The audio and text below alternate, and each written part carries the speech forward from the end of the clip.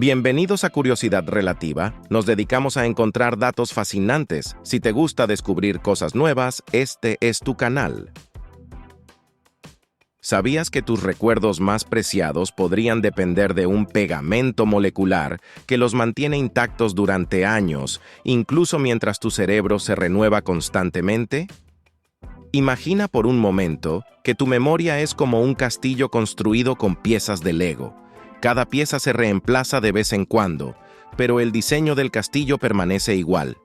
Gracias a un reciente descubrimiento en el campo de la neurociencia, ahora sabemos cuál es el pegamento que asegura que esas piezas sigan encajando perfectamente. Se llama quibra, y su importancia es tan fascinante como esencial. Nuestro cerebro es un órgano en constante cambio.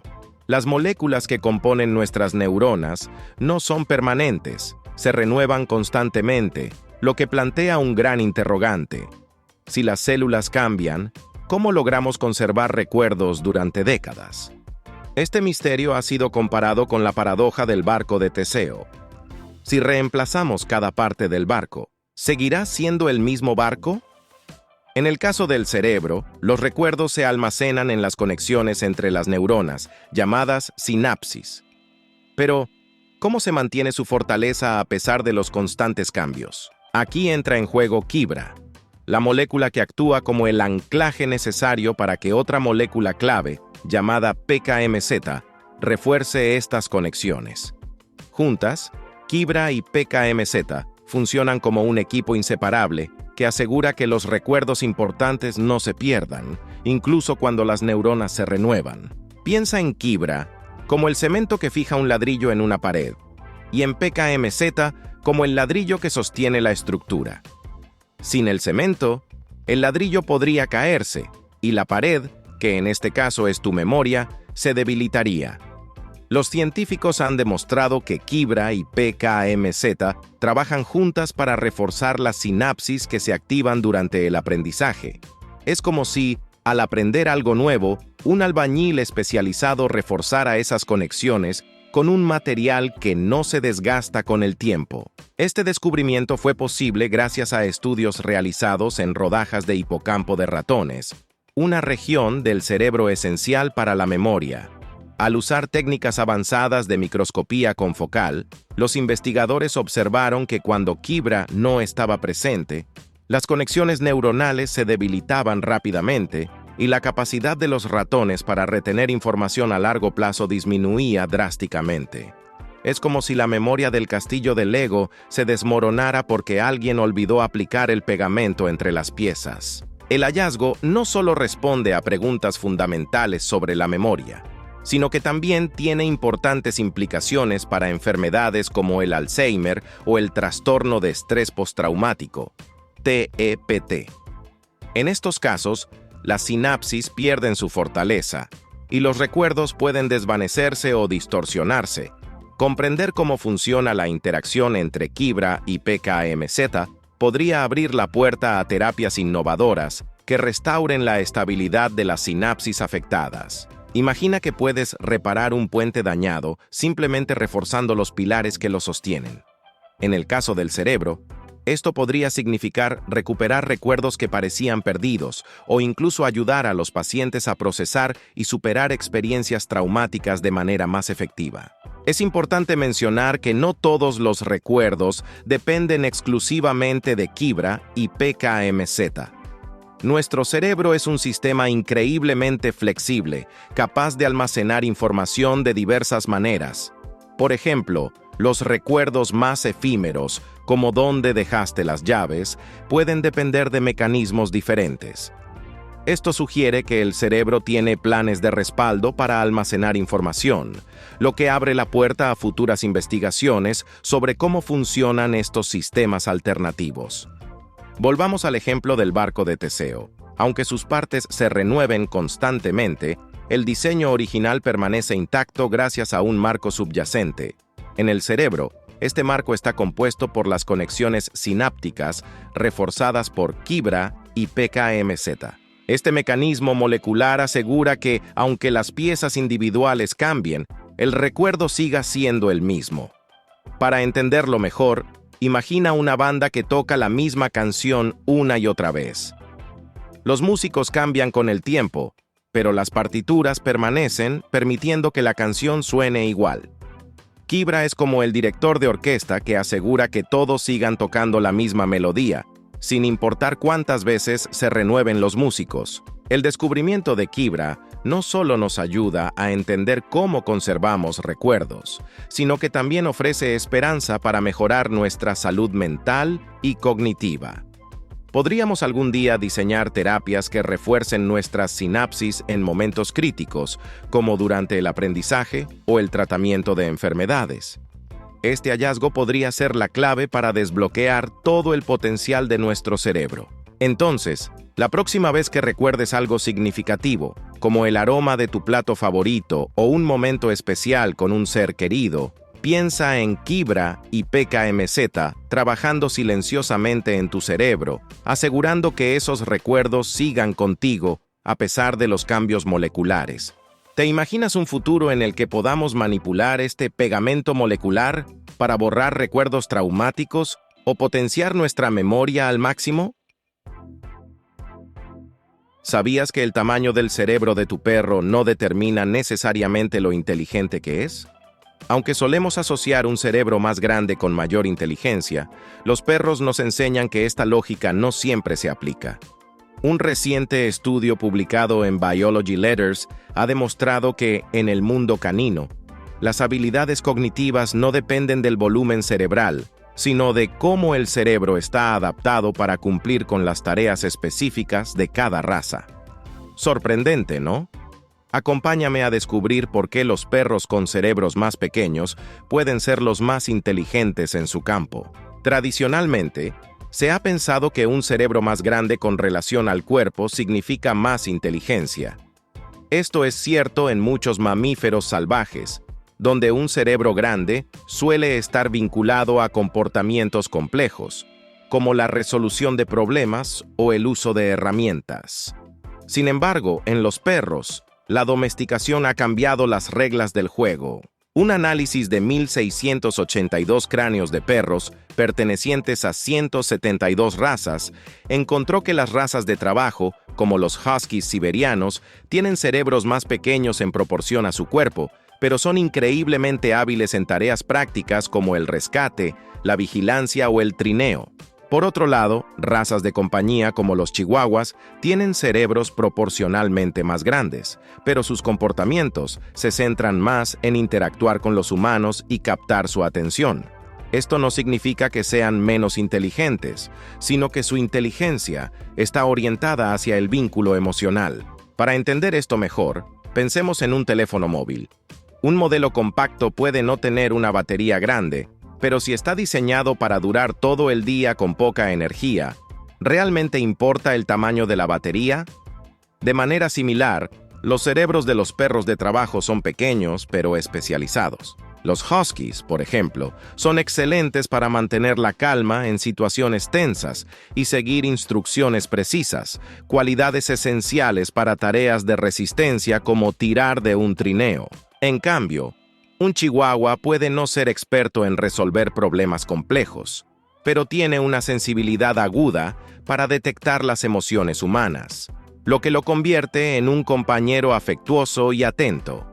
En esencia, cada tipo de cerebro está optimizado para lo que su raza necesita. La domesticación ha jugado un papel crucial en esta evolución. Hace miles de años, los humanos comenzaron a criar perros para funciones específicas. Si necesitabas un perro que pudiera proteger tu rebaño, seleccionabas aquellos que mostraban rasgos de alerta y obediencia. Por el contrario, si querías un compañero para el hogar, te inclinabas por los perros más sociables y afectuosos. Este proceso de selección artificial ha moldeado no solo los cuerpos de los perros, sino también sus cerebros y comportamientos. Por ejemplo, un pastor alemán tiene un cerebro optimizado para el aprendizaje rápido y la obediencia, lo que lo convierte en un perro de trabajo ideal.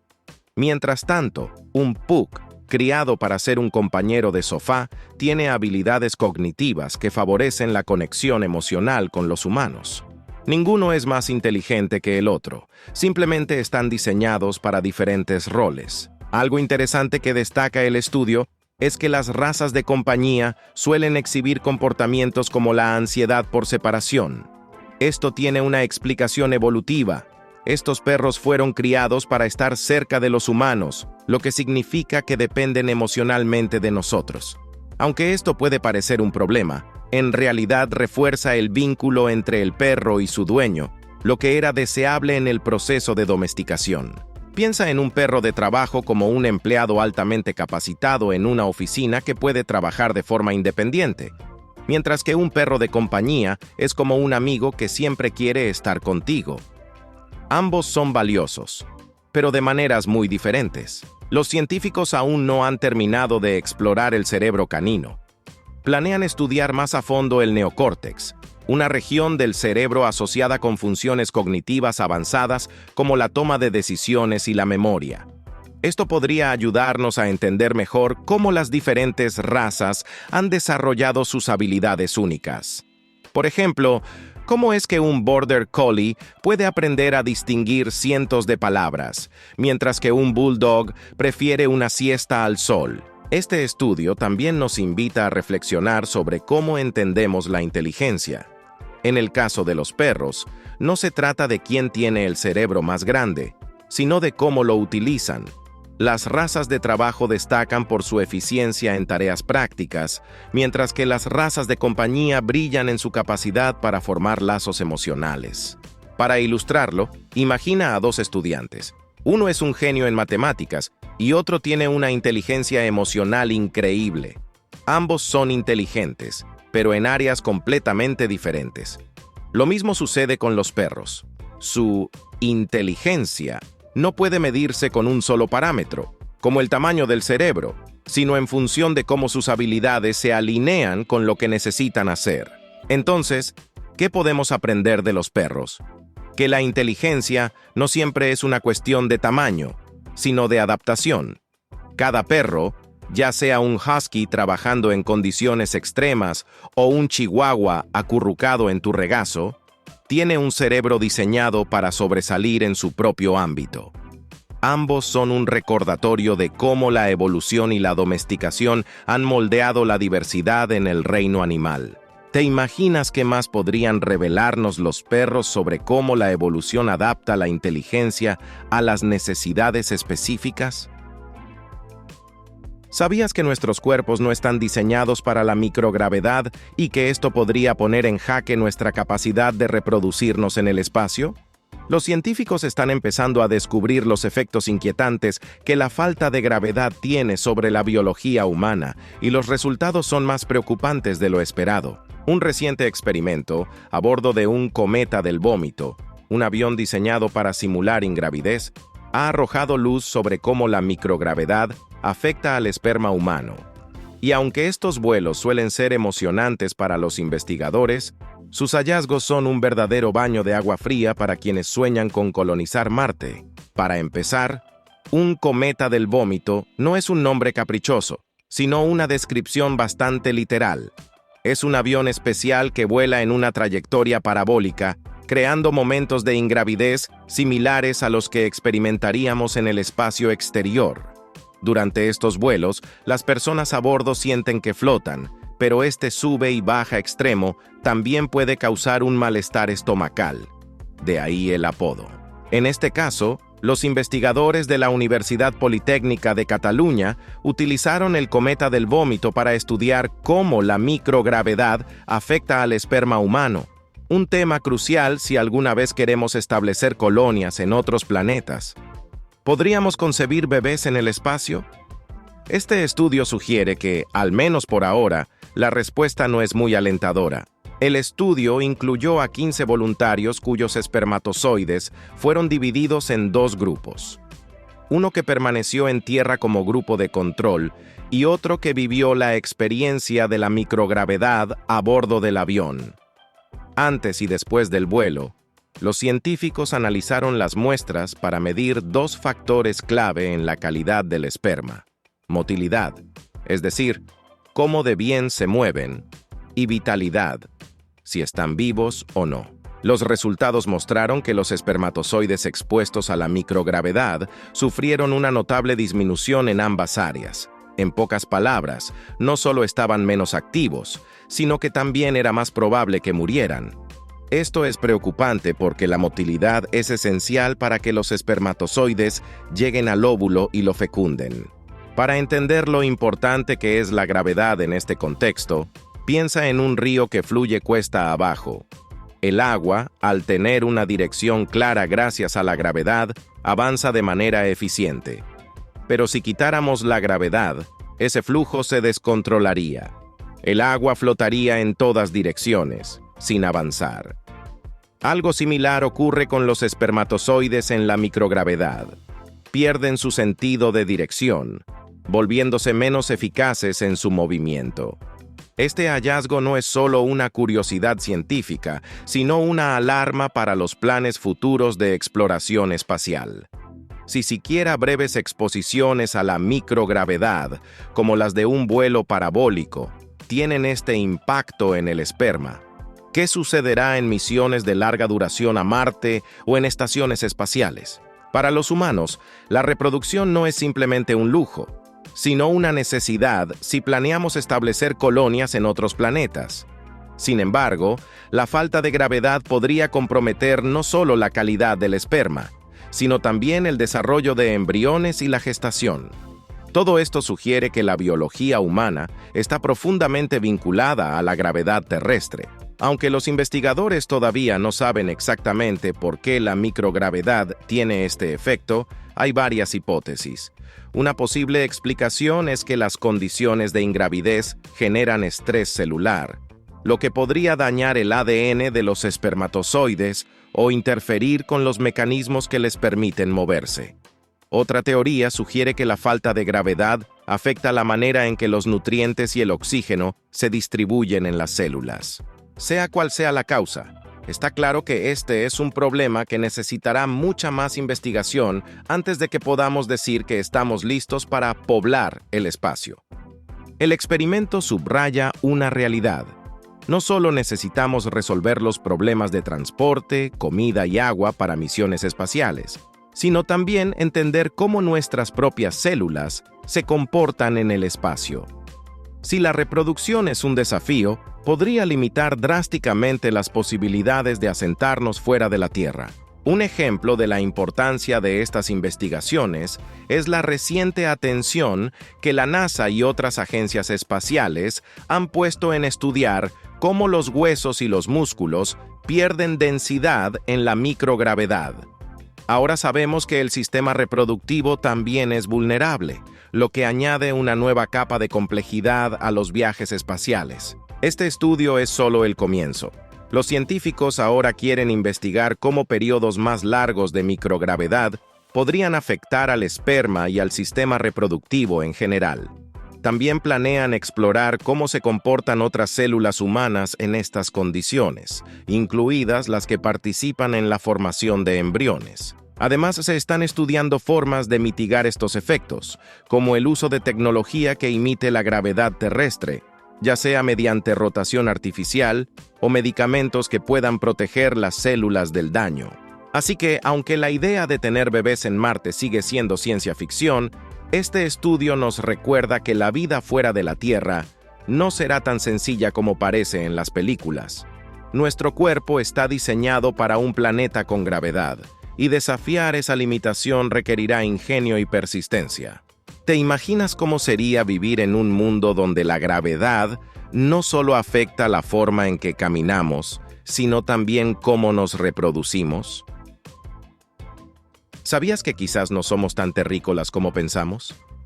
Existe una teoría fascinante que sugiere que la vida en la Tierra podría haber llegado desde el espacio. Se llama panspermia, y aunque suene como algo sacado de una película de ciencia ficción, tiene bases científicas que la respaldan. ¿Es posible que todo lo que conocemos, desde los árboles y los océanos hasta nosotros mismos, tenga un origen extraterrestre? Vamos a explorar esta hipótesis tan intrigante y las pistas que la ciencia nos ofrece para entenderla. La palabra panspermia proviene del griego y significa semillas en todas partes. Básicamente, esta teoría plantea que las primeras formas de vida, o al menos los componentes básicos para crearla, no se originaron en la Tierra, sino que vinieron desde el espacio. ¿Cómo llegaron aquí? Según esta idea, habrían viajado a bordo de meteoritos, cometas o incluso polvo cósmico. Imagínate pequeños microorganismos o moléculas orgánicas cruzando el universo, soportando radiación y temperaturas extremas, hasta aterrizar en nuestro joven planeta. Al encontrar las condiciones ideales, agua, calor y nutrientes, habrían dado origen a la vida tal como la conocemos. Aunque la idea puede sonar nueva, sus raíces son antiguas. El filósofo griego Anaxágoras ya hablaba de que las semillas de la vida podrían estar repartidas por todo el cosmos. Sin embargo, no fue hasta principios del siglo XX que esta hipótesis tomó un giro más científico, gracias a investigadores como Svante Arrhenius, quien propuso que las partículas de vida podrían moverse entre planetas impulsadas por la luz de las estrellas. Más recientemente, científicos como Stephen Hawking también mostraron interés en la panspermia, especialmente porque plantea una perspectiva emocionante. Si la vida pudo viajar hasta la Tierra, tal vez podría estar esparcida por todo el universo. Dentro de la teoría de la panspermia, hay varias versiones que explican este posible viaje galáctico. Litopanspermia sugiere que microorganismos viajaron hasta la Tierra desde fuera del sistema solar. Imagínate una roca expulsada por un impacto en un lejano planeta, viajando durante millones de años, hasta caer en nuestro planeta. Panspermia interplanetaria. Más cercana a casa, esta hipótesis propone que fragmentos de Marte o de otros planetas vecinos podrían haber traído vida. Por ejemplo, sabemos que algunos meteoritos marcianos contienen compuestos orgánicos. ¿Y si esas rocas llevaban también microorganismos primitivos? Panspermia dirigida. Esta es la versión más de ciencia ficción.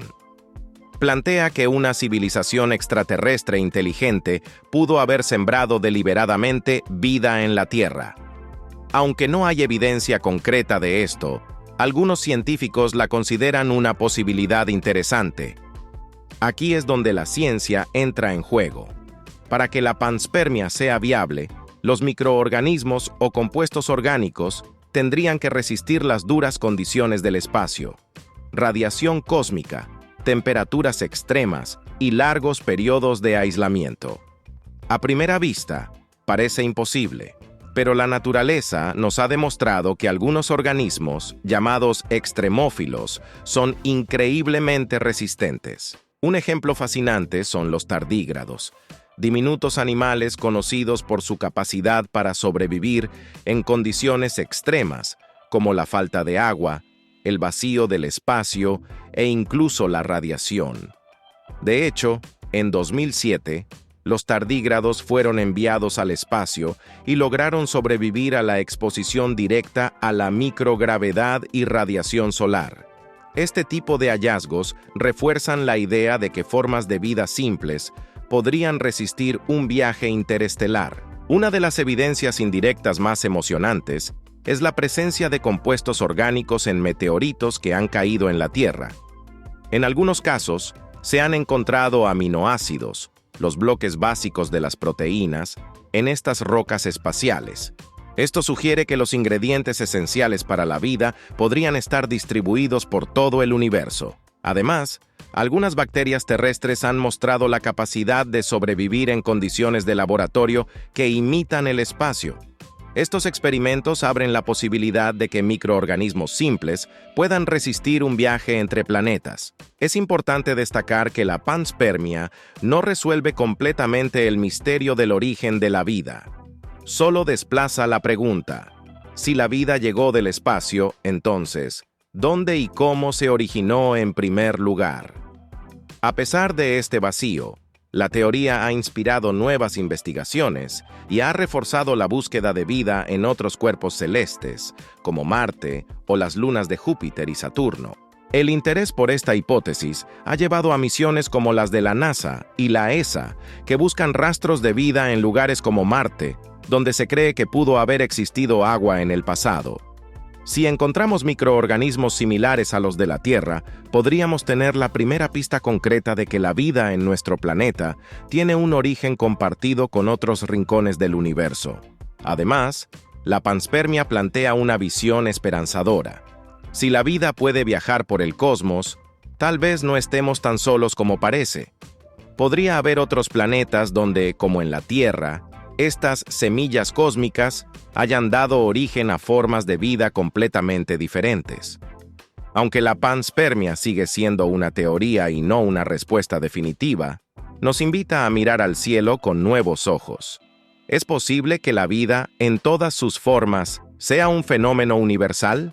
Y si es así, ¿qué otras sorpresas podrían esperarnos más allá de nuestro pequeño rincón del cosmos? ¿Sabías que un diminuto pez puede hacer tanto ruido como un avión en pleno despegue? Aunque cueste creerlo, el Danionella cerebrum, que mide apenas 12 milímetros, genera sonidos que alcanzan los 140 decibelios, una intensidad comparable al ruido de un disparo. Si un sonido superior a los 85 decibelios ya es dañino para el oído humano, imagina lo que implica para un pez de este tamaño producir un estruendo semejante. Este hallazgo ha desconcertado a los científicos, pues en la naturaleza, los animales más ruidosos suelen ser también los más grandes. El Danionella cerebrum es una especie de pez transparente que habita en arroyos turbios y poco profundos en Myanmar. Descubierto en 2021, este pez suele utilizarse como modelo en investigaciones científicas debido a su transparencia y a su pequeño cerebro, el más diminuto entre los vertebrados conocidos. Sin embargo, lo que más llama la atención no es su tamaño o su apariencia, sino su increíble capacidad para generar ruido. Para ponerlo en perspectiva, un cachalote, que pesa más de 40 toneladas, puede producir sonidos de 230 decibelios, los más potentes del reino animal. Otro ejemplo es el camarón pistola, que, aunque más pequeño, genera sonidos de hasta 200 decibelios para aturdir a sus presas. Pero lo que hace único al Danionella cerebrum es que, a pesar de su minúsculo tamaño, produce un sonido casi tan potente como un avión en despegue. La mayoría de los peces que producen sonidos lo hacen utilizando su vejiga natatoria, un órgano interno que ayuda a regular su flotabilidad. Sin embargo, el Danionella cerebrum ha desarrollado una estrategia completamente diferente. Los machos de esta especie poseen un aparato especializado que incluye un cartílago que funciona como tambor, una costilla endurecida y un músculo resistente a la fatiga. El proceso funciona de manera fascinante. El pez contrae los músculos unidos al cartílago, acumulando tensión. Una vez que alcanza el punto máximo, el cartílago se libera y golpea la vejiga natatoria, produciendo un sonido rápido y fuerte, como el redoble de un tambor. Este sistema permite que el pez genere pulsos sonoros rítmicos que superan los 140 decibelios. Imagina un tambor humano golpeado con una fuerza tal que cada golpe alcanzara el volumen de un disparo. Ahora, reduce ese tambor al tamaño de un grano de arroz. Eso es lo que hace este pequeño pez con su instrumento interno. La evolución rara vez hace cosas por casualidad, y el impresionante sistema acústico del Danionella cerebrum parece ser una adaptación a su entorno. Estos peces viven en aguas turbias donde la visibilidad es limitada, lo que dificulta la comunicación visual.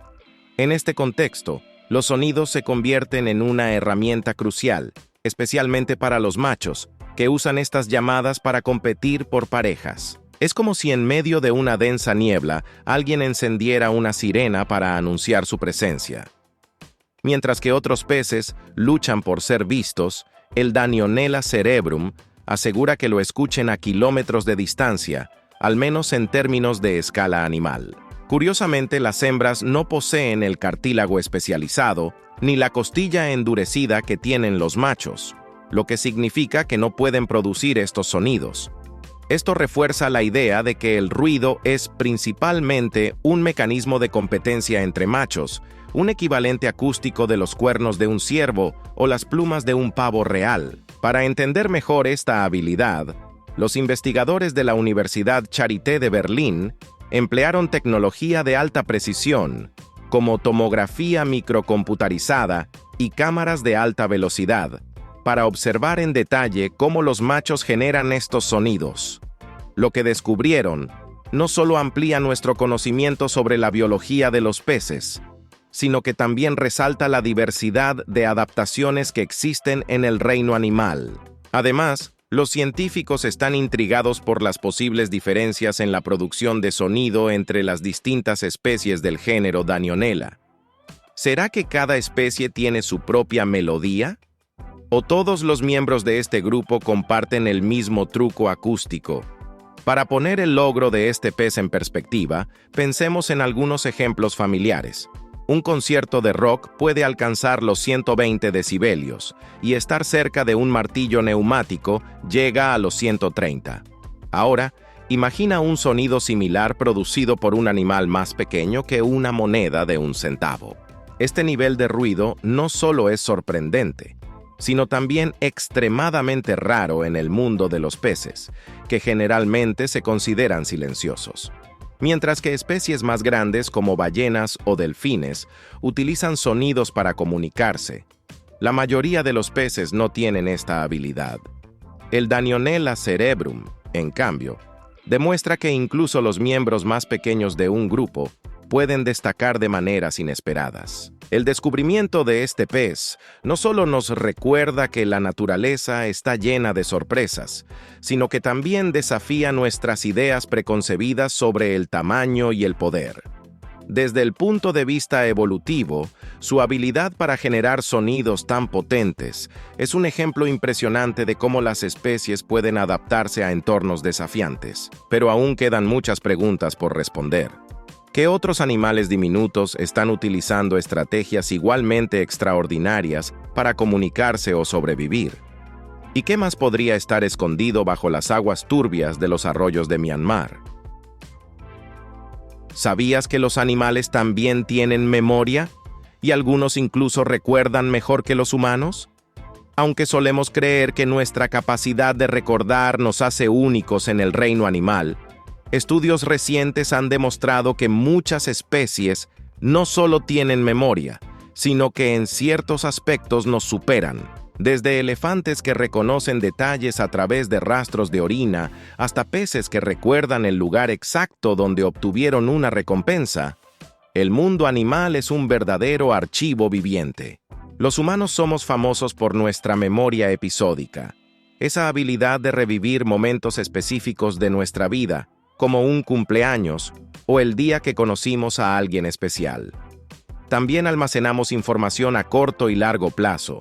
Sabemos qué desayunamos esta mañana, corto plazo, y recordamos datos de la escuela primaria, largo plazo. Sin embargo, a veces olvidamos cosas triviales, como dónde dejamos las llaves o el nombre de una calle. Esto no significa que nuestra memoria sea deficiente, simplemente funciona de forma selectiva. Pero lo interesante es que esta habilidad de recordar no es exclusiva nuestra. Algunos animales tienen memorias que rivalizan con la nuestra e incluso la superan en ciertos aspectos. Tomemos como ejemplo a los elefantes. Estos gigantes de la sabana tienen una memoria asociativa impresionante.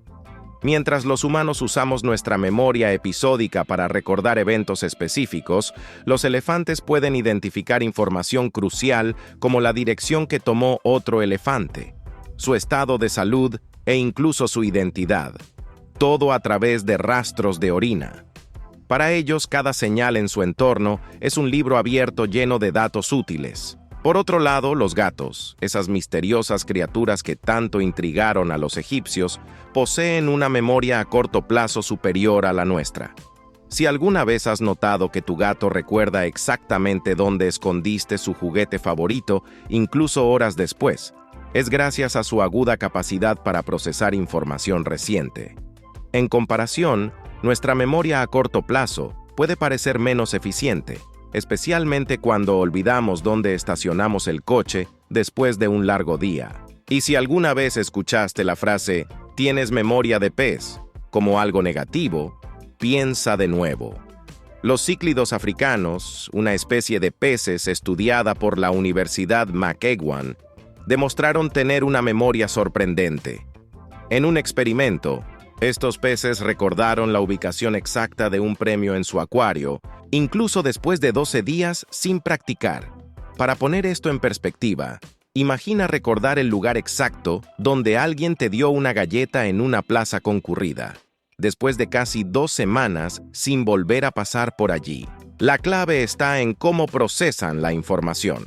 Algunos animales, como los elefantes, tienen memoria asociativa, lo que significa que no recuerdan eventos específicos, pero pueden reconocer patrones y asociaciones clave para su supervivencia. Por ejemplo, un elefante puede recordar durante años las rutas de agua en la sabana o identificar el olor de un depredador. En cambio, los humanos y otros animales, como los delfines, contamos con memoria episódica. Esto nos permite recordar momentos específicos de nuestras vidas con detalles como fecha, lugar y emociones asociadas. Sin embargo, no somos los únicos. Estudios han demostrado que los delfines recuerdan a otros delfines incluso décadas después de haber sido separados, algo comparable a reencontrarte con un amigo de la infancia y reconocerlo de inmediato. El mito de que los peces tienen mala memoria quedó desmentido gracias a experimentos como el de los cíclidos africanos. Durante el estudio, estos peces mostraron comportamientos complejos y recordaron con precisión la zona del acuario donde habían recibido un premio, un comportamiento que desafía el estereotipo. Esto nos lleva a replantearnos la expresión memoria de pez. Si bien es cierto que no todos los peces tienen una memoria sobresaliente, los cíclidos demostraron que incluso en las profundidades del océano hay cerebros capaces de almacenar información relevante para su día a día. Para entender mejor la memoria animal, hagamos algunas comparaciones. Piensa en un humano que olvida el nombre de una persona que acaba de conocer. Ahora, imagina a un elefante que reconoce a un miembro de su manada años después de haber estado separados, simplemente por el sonido de su trompa. O considera a un gato que recuerda la ubicación exacta de un insecto que cazaba en la casa, aunque hayan pasado varias horas. Si bien estas habilidades pueden parecer simples, en realidad son ejemplos de cómo los animales utilizan sus capacidades cognitivas para adaptarse a su entorno de manera eficiente. Estudiar la memoria de los animales no solo nos ayuda a entender mejor sus capacidades, sino que también nos invita a reflexionar sobre nuestras propias limitaciones y fortalezas. Por ejemplo, mientras que los humanos destacamos por nuestra habilidad de planificar el futuro basándonos en recuerdos del pasado, algunos animales son maestros en recordar detalles cruciales para su supervivencia, como rutas migratorias o peligros en su entorno. Además, la memoria asociativa de especies como los elefantes nos muestra cómo es posible almacenar y procesar información sin necesidad de recordar eventos específicos, algo que podríamos aprender a aplicar en nuestra vida cotidiana, especialmente cuando se trata de manejar grandes cantidades de datos. ¿Qué otras habilidades fascinantes podrían estar escondidas en las mentes de los animales que compartimos el planeta? La próxima vez que veas a tu gato acechando su juguete o escuches hablar sobre memoria de pez, recuerda que quizás subestimamos lo que estas criaturas son capaces de hacer. La memoria, en todas sus formas, es mucho más que una simple habilidad. Es una herramienta vital que conecta a todos los seres vivos en su lucha por sobrevivir. ¿Sabías que hay plantas que convierten sus hojas muertas en zombies para sobrevivir? En el corazón de la selva tropical panameña, un helecho arborescente llamado Cyathea rojaciana ha desafiado lo que entendemos sobre las plantas. Este helecho tiene una habilidad extraordinaria. Transforma sus hojas muertas en raíces funcionales que lo nutren y lo mantienen con vida. Es como si las hojas, en lugar de descomponerse y desaparecer, regresaran como zombies para seguir trabajando. Cuando las hojas de Cyathea rojaciana comienzan a envejecer, algo increíble ocurre. En lugar de desprenderse inútilmente como las hojas de la mayoría de las plantas, estas hojas se inclinan hacia el suelo. El raquis, esa parte central de la hoja que antes transportaba agua y nutrientes, entra en contacto con la tierra. Pero aquí viene la parte mágica. Una vez que la hoja muere, los túbulos del xilema y el floema, que antes llevaban nutrientes hacia las hojas vivas, se transforman en estructuras similares a raíces. Para entenderlo mejor, imagina una autopista que, tras años de uso, deja de transportar coches y se convierte en un sendero para bicicletas que conecta dos comunidades aisladas. Este helecho realiza una especie de reciclaje biológico, reconfigurando sus hojas muertas para extraer nutrientes del suelo y devolverlos a la planta principal. Este fenómeno no es casualidad. Los científicos creen que esta adaptación es el resultado de millones de años de evolución. El helecho pertenece a un linaje que se remonta al período Jurásico, cuando los suelos de la Tierra eran pobres en nutrientes debido a la actividad volcánica. En ese entonces, las plantas tuvieron que ingeniárselas para sobrevivir en terrenos hostiles, y este helecho encontró una solución única: reutilizar partes de sí mismo. Para poner esto en contexto, imagina que en lugar de tirar un par de zapatos viejos, los conviertes en macetas para tus plantas. Cyathea rogasiana aplica el mismo principio, pero con un nivel de complejidad biológica asombroso. Cuando las hojas zombies tocan el suelo, comienzan a extraer nitrógeno y otros nutrientes esenciales. En este proceso, no parecen diferentes de materia vegetal en descomposición, lo que probablemente ha permitido que este fenómeno pase desapercibido durante generaciones.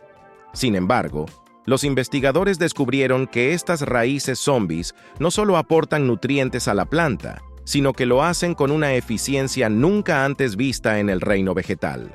Para comprenderlo mejor, piensa en un banco que permite reutilizar billetes antiguos y deteriorados como nuevos, pero con un diseño diferente. En este caso, las hojas zombies son el equivalente botánico. Se transforman en una versión completamente nueva de sí mismas para seguir siendo útiles. Uno de los aspectos más fascinantes de este helecho es su capacidad para maximizar los recursos en un entorno desigual. Crece en una selva tropical donde los nutrientes del suelo están distribuidos de manera irregular. En lugar de enviar raíces largas y costosas a todas partes, Cyathea rogasiana extiende tentáculos en forma de hojas zombies que prueban diferentes áreas del suelo en busca de nutrientes. Imagina un explorador con varias redes pequeñas en lugar de una sola sonda gigante. Puede cubrir más terreno y encontrar recursos más variados con menos esfuerzo. Este helecho ha perfeccionado una estrategia que combina eficiencia y adaptación, lo que lo convierte en un verdadero maestro de la supervivencia. El profesor James Dalling, líder del estudio, calificó esta reutilización de tejido como verdaderamente novedosa. Según él, las hojas zombies representan una forma revolucionaria de ahorrar energía en un entorno difícil. Además, subraya que este es el primer caso documentado de una planta que recicla tejido moribundo para nutrirse. Para los científicos, esto no solo amplía nuestro entendimiento de la botánica, sino que también destaca la capacidad de las plantas para adaptarse y evolucionar en respuesta a condiciones extremas. Es un recordatorio de que la naturaleza aún tiene muchos secretos por revelar. Si comparamos Cyathea rogasiana con otros ejemplos de adaptación en la naturaleza, podemos pensar en los camellos, que almacenan agua en sus jorobas para sobrevivir en el desierto. Pero mientras que el camello utiliza un sistema interno, este helecho va un paso más allá. Transforma partes que ya no funcionan en algo completamente nuevo y útil. También podríamos pensar en los carros eléctricos que convierten la energía de frenado en electricidad para recargar sus baterías. De manera similar, este helecho no desperdicia nada. Aprovecha cada parte de sí mismo para mantenerse vivo en un entorno desafiante. ¿Qué otras maravillas ocultas podría estar guardando la naturaleza? Si un helecho puede transformar hojas muertas en raíces vivas, ¿Qué otros fenómenos podrían estar ocurriendo justo frente a nuestros ojos sin que los hayamos notado aún? La próxima vez que veas una planta, recuerda que puede haber más vida y estrategia detrás de sus hojas de lo que parece a simple vista. ¿Sabías que cada luna llena tiene su propio nombre y su historia? La luna de noviembre, conocida como la luna de Castor, no solo nos ofrece un espectáculo celestial, sino que también cuenta con un trasfondo cultural y natural fascinante. ¿Qué tiene de especial este plenilunio? ¿Por qué se llama así? ¿Y por qué en 2024 es aún más extraordinario? Prepárate para descubrirlo, porque este fenómeno no es solo un capricho astronómico, sino una oportunidad para conectar con la naturaleza y la historia. La luna de Castor debe su nombre a los castores, esos ingeniosos roedores conocidos por construir represas en ríos y arroyos. Durante noviembre, antes de que las aguas se congelen en invierno, los castores trabajan intensamente para reforzar sus hogares. Las comunidades nativas de Norteamérica, observando este comportamiento, decidieron bautizar la luna llena de este mes en su honor. En 2024, la luna de Castor tiene un ingrediente extra. No solo es la última luna llena del otoño, sino también la última superluna del año. ¿Y qué es una superluna? Es cuando la luna llena coincide con el perigeo, el punto en el que nuestro satélite está más cerca de la Tierra. Esto hace que la luna se vea más grande y brillante de lo habitual, como si estuviera haciendo un esfuerzo adicional para captar nuestra atención. Para que te hagas una idea, una superluna es como una gran pantalla de cine comparada con una televisión normal.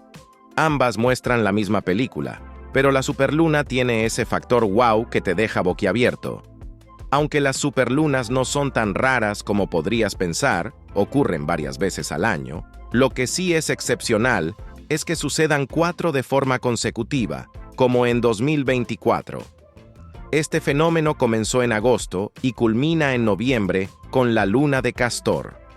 Según Fred Spenak, un reconocido astrofísico de la NASA, estas series de superlunas ocurren en ciclos de 413 días, lo que explica por qué este año ha sido tan especial para los amantes de la astronomía. Es como si tu equipo favorito ganara 4 campeonatos seguidos.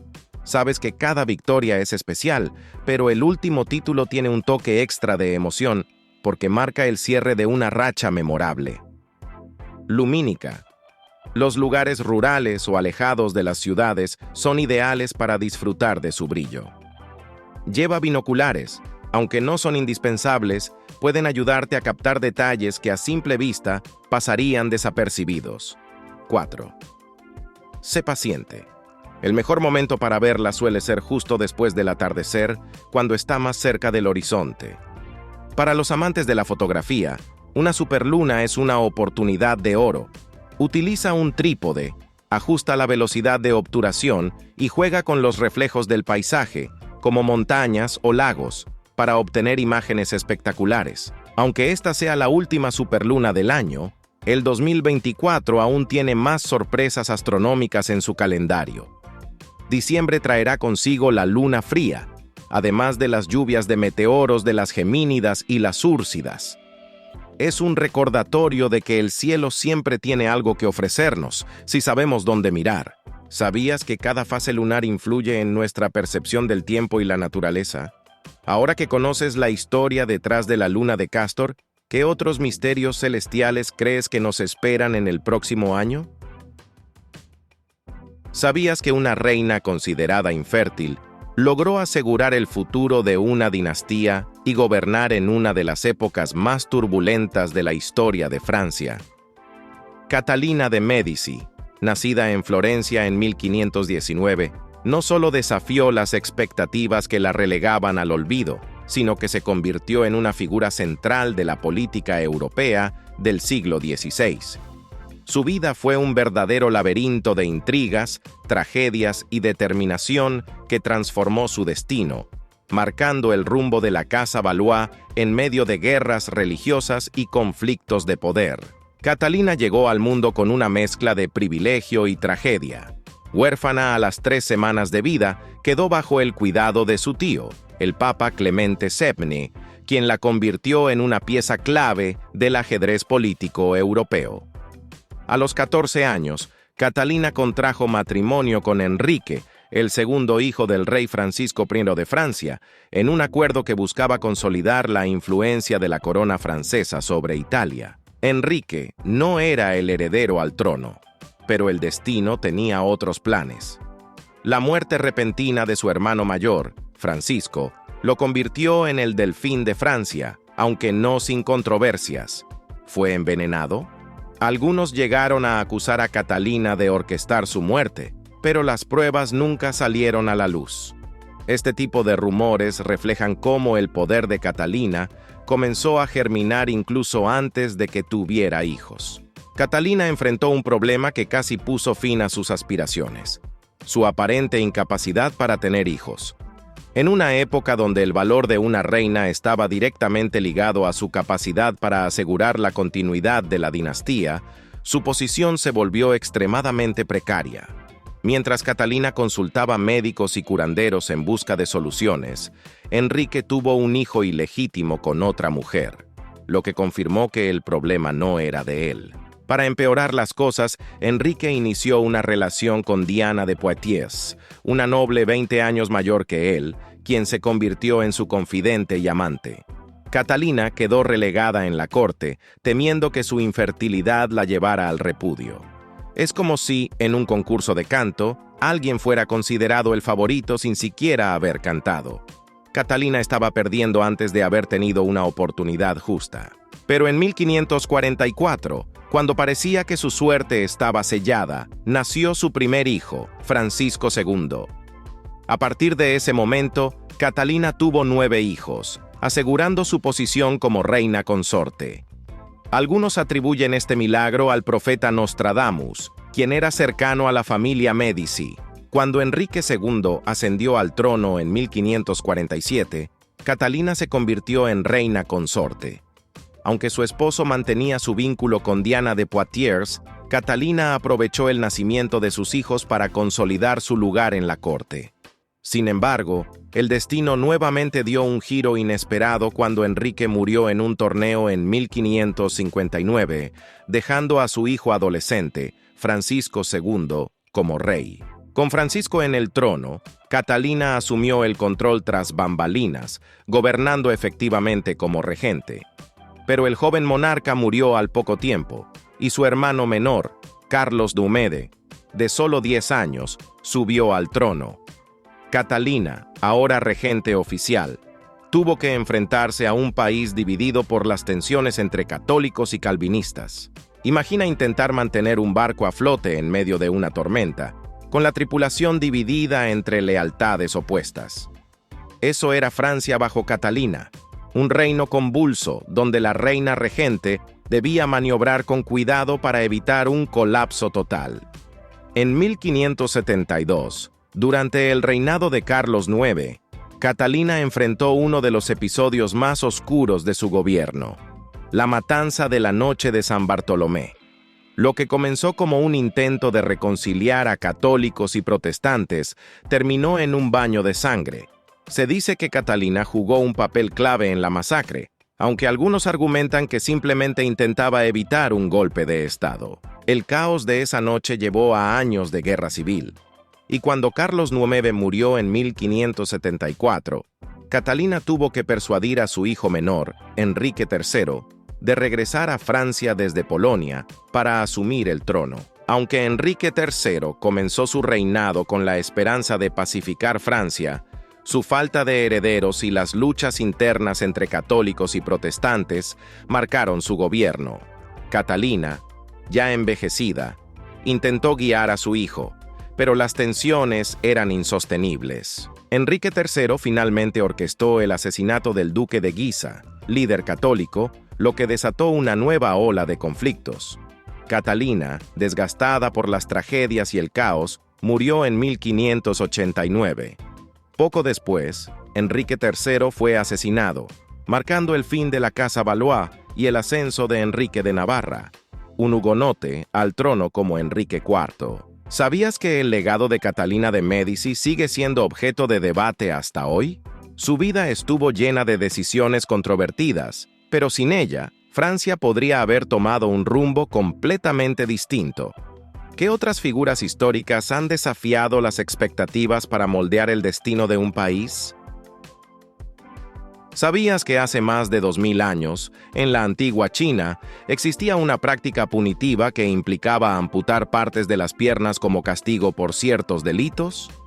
Esta aterradora costumbre, conocida como yue, no solo marcaba la vida de los condenados, sino que también dejaba huellas profundas en su movilidad, su salud mental y su posición en la sociedad.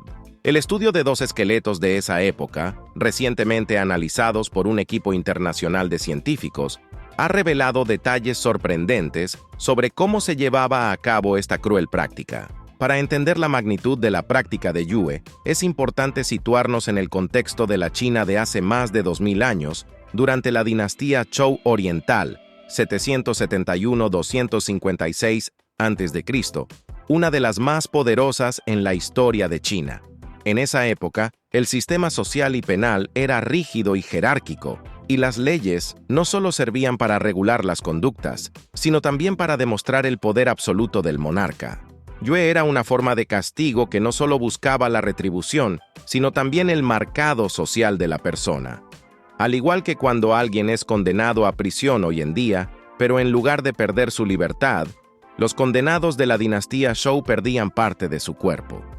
Esta amputación podía ser parcial o total, dependiendo de la gravedad del delito cometido, y servía tanto para castigar como para prevenir futuros crímenes. El análisis más reciente se centra en los restos de 2 hombres que fueron hallados en el sitio Shagantang, en Sanmenxia, China. Los esqueletos datan de hace más de 2000 años y presentan señales claras de amputaciones en las piernas. Estos restos fueron estudiados por un equipo de arqueólogos de la Universidad de Zhengzhou en China y la Universidad Texas A&M en los Estados Unidos, quienes encontraron algo notable. Ambas piernas de los hombres habían sido amputadas, pero de manera diferente.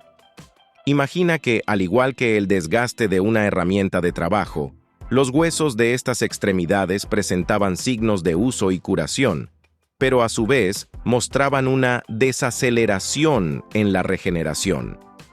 Los investigadores observaron que las extremidades amputadas no solo mostraban signos de cicatrización, sino que además los huesos se deterioraban de manera distinta al resto del cuerpo, lo que indicaba que no eran utilizadas para caminar o realizar actividades cotidianas después de la amputación. Según los estudios arqueológicos y la documentación histórica, esta práctica de amputación estaba claramente definida por la ley del período Zhou. Los crímenes que llevaban a esta pena variaban, pero algunos de los más comunes incluían robos, evasión de obligaciones o incluso engañar al monarca. La amputación no era, sin embargo, la pena máxima. La muerte por ejecución era el castigo final para los crímenes más graves. En términos comparativos, podemos pensar en la pena de muerte como el equivalente moderno de la cárcel de máxima seguridad, mientras que las amputaciones eran un tipo de advertencia visible para todos.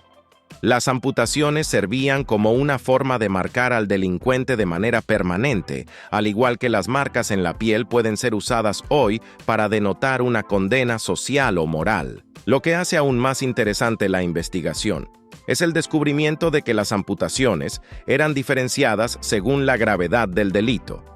Por ejemplo, se encontró que la amputación de la pierna derecha correspondía a crímenes más graves que la amputación de la izquierda, pero menos severa que la amputación de ambos pies. En otras palabras, la ley en ese tiempo no solo estipulaba un castigo, sino que también clasificaba los delitos de manera jerárquica. Para entenderlo mejor, imagina que hoy en día una infracción leve, como una multa por estacionarse mal, es castigada con una sanción leve, como el pago de una multa. Sin embargo, un delito grave, como el robo o el asesinato, podría implicar una pena mucho más severa, como una larga condena en prisión o incluso la pena de muerte.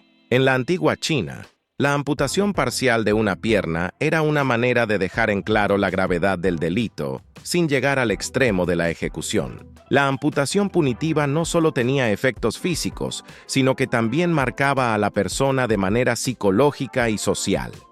Después de sufrir tal castigo, la persona quedaba físicamente limitada y socialmente estigmatizada. En la antigua China, como en muchas otras culturas, las personas que eran marcadas por la sociedad, ya fuera a través de castigos físicos o de otras formas de humillación pública, solían enfrentar dificultades para reintegrarse completamente a la vida normal. Si pensamos en un castigo actual, como la condena a prisión, aunque la persona pueda ser liberada, a menudo enfrenta estigmas sociales y dificultades para reintegrarse al mercado laboral.